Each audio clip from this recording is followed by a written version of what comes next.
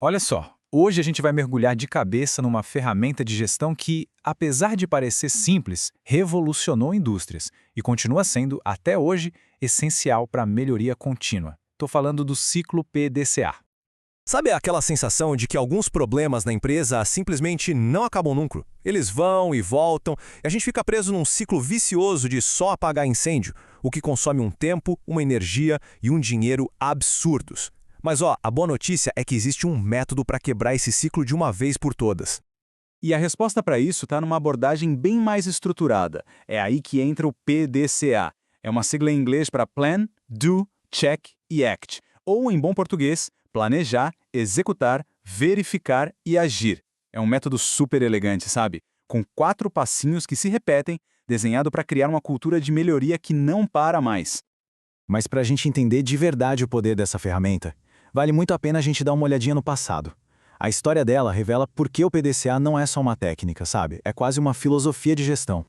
A sementinha do PDCA foi plantada lá nos anos 20 por um estatístico chamado Walter Shillhart. Mas quem realmente deu um gás e transformou a ideia foi W. Edwards Deming, um dos papas da qualidade. Nos anos 50, ele levou o método para o Japão pós-guerra, e lá o PDCA virou a espinha dorsal do que a gente conhece como o milagre industrial japonês. Daí para frente, nos anos 80, o método já era um pilar da gestão da qualidade no mundo todo. Tá, mas por que essa fama toda, né? É simples, os benefícios são realmente transformadores. Não é só sobre otimizar processos e cortar custos, não. O legal do PDCA é que ele cria uma cultura de aprendizado, onde um erro vira uma oportunidade, e a galera se sente parte da solução, o que leva a qualidade para outro nível. Beleza, agora vamos mergulhar em cada etapa do ciclo. E vamos começar pela base de tudo, o planejamento. Sabe aquele ditado, falhar em planejar é planejar a falha? Pois é, aqui isso é a mais pura verdade. Essa fase é, sem dúvida, a mais crítica de todas. O lance aqui é bem direto. A gente precisa entender o problema ou a oportunidade de melhoria a fundo. E com base nisso, a gente monta um mapa, um roteiro detalhado do que vai ser feito. Pensa bem, sem um bom plano, o resto todo meio que se perde no caminho, né? E o segredo para um bom planejamento é dividir em 3 passos lógicos. Primeiro a gente analisa. E aqui é ir fundo mesmo, tá? Achar a causa raiz do problema, não ficar só no sintoma. Depois, a gente estabelece a meta. O que exatamente a gente quer alcançar. E por último, a gente cria o plano de ação, detalhando como, quem e quando. Para isso ficar mais concreto, vamos pegar um exemplo prático. Imagina uma empresa que vive com atraso nas entregas. Na hora de planejar, a equipe investiga e... bingo! Descobre que a desorganização no estoque é uma das causas. Daí, a meta é definida. Reduzir os atrasos em 50% em 3 meses. E tem uma frase do Joseph Uran, que era outro monstro da qualidade, que resume isso perfeitamente. Planejar não é só reagir a apagar incêndio, é ser proativo. É pensar lá na frente, antecipar os possíveis problemas e já criar barreiras para eles não acontecerem. Ok, plano prontinho, super sólido. Agora é hora de sair do papel e ir para a prática. Chegou a hora de botar a mão na massa com a segunda etapa, a execução. É aqui que a coisa acontece de verdade. A gente vai pegar aquele plano e colocar para rodar. Mas tem um detalhe super importante aqui. A ideia não é sair mudando tudo de uma vez em larga escala.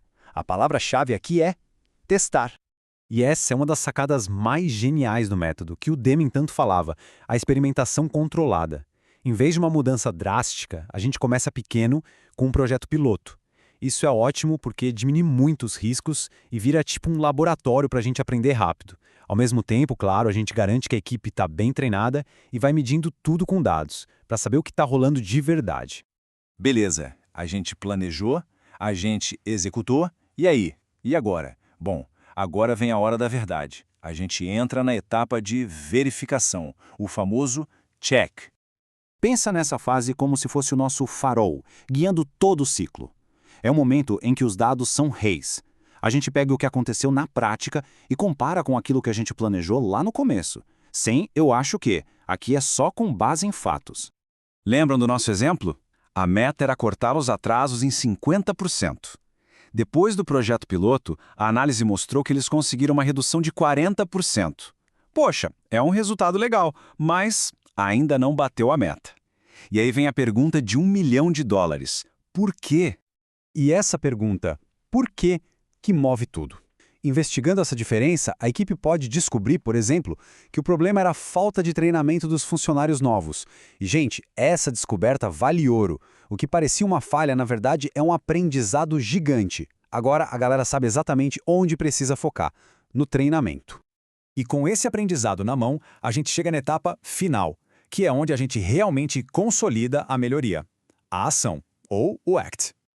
Se o teste deu certo, é hora de transformar o que a gente aprendeu em um padrão oficial. Primeiro, a gente padroniza. Aquela melhoria deixa de ser um experimento e vira um novo jeito de fazer as coisas. Segundo, a gente documenta, para registrar tudo que foi aprendido. E o mais importante de tudo, a gente reinicia o ciclo. A gente pega esse aprendizado como base e já começa a pensar na próxima melhoria. Voltando lá para o nosso exemplo, o que a empresa faz? Ela pega aquele novo processo de expedição e aplica em todas as linhas. Atualiza os manuais, treina todo mundo e, com o sucesso, já parte para outra. Começa um novo PDCA para melhorar, sei lá, o processo de faturamento. A roda não para de girar.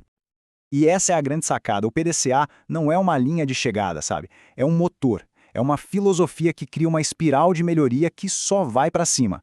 A cada giro completo do ciclo, a organização fica um pouquinho melhor, mais eficiente e mais inteligente. O mais legal do PDCA é que ele é super simples e serve para quase tudo. Funciona para um processo mega complexo numa fábrica e funciona também para organizar uma tarefa do dia a dia. Então, a pergunta que fica no final é: e aí? Por onde dá para começar? Qual processo, seja ele gigante ou pequenininho, está aí pedindo para entrar no seu primeiro ciclo de melhoria?